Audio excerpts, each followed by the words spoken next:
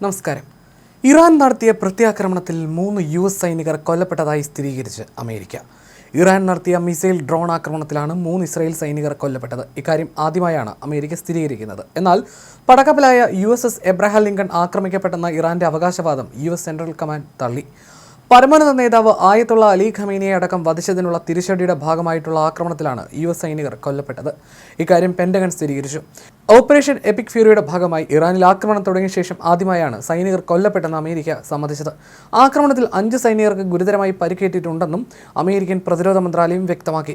അതേസമയം American പടക്കപ്പലായ Abraham ലിങ്കണിന് നേരെ missile ആക്രമണം നടത്തിയെന്നാണ് ഇറാൻ അവകാശപ്പെട്ടത്.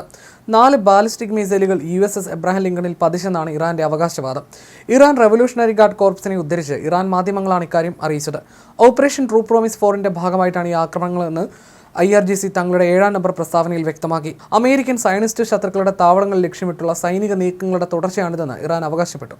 ഇറാൻ സൈനിക കമാൻഡർമാരുടെ അഭിമാനകരമായ നീക്കമാണിതെന്നും പശ്ചിമേഷ്യയിലെ അമേരിക്കൻ സാന്നിധ്യത്തിനെതിരെയുള്ള ശക്തമായ താക്കീതാണിതെന്നും IRGC വ്യക്തമാക്കി. എന്നാൽ ഈ അവകാശവാദം അമേരിക്ക തള്ളിക്കളഞ്ഞു.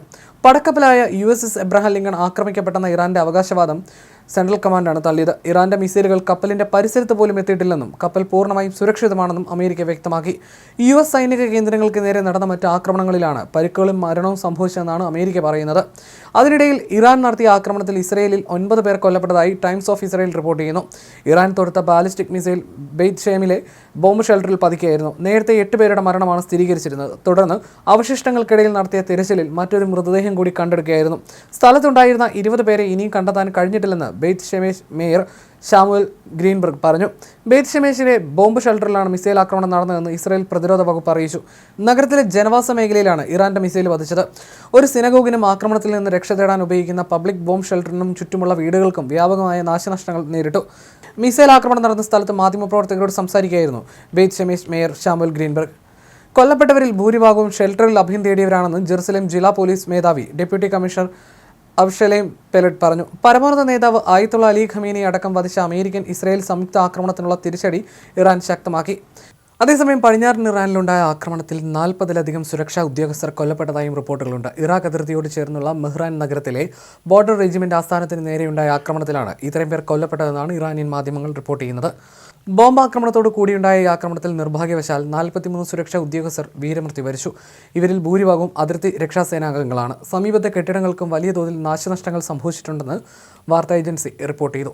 പ്രാഥമിക റിപ്പോർട്ടുകൾ പ്രകാരം അമേരിക്കയുടെയും സയനിസ്റ്റ് ഭരണകൂടത്തിൻ്റെയും ഏജന്റുകളാണ് ഈ ശത്രുതാപരമായ നടപടിക്ക് പിന്നിലെന്ന് ഇറാൻ ആരോപിക്കുന്നു. ഇസ്രായേലിനെ സൂചിപ്പിക്കാനാണ് ഇറാൻ സാധാരണയായി സയനിസ്റ്റ് ഭരണകൂടം എന്ന പദം ഉപയോഗിക്കുന്നത്.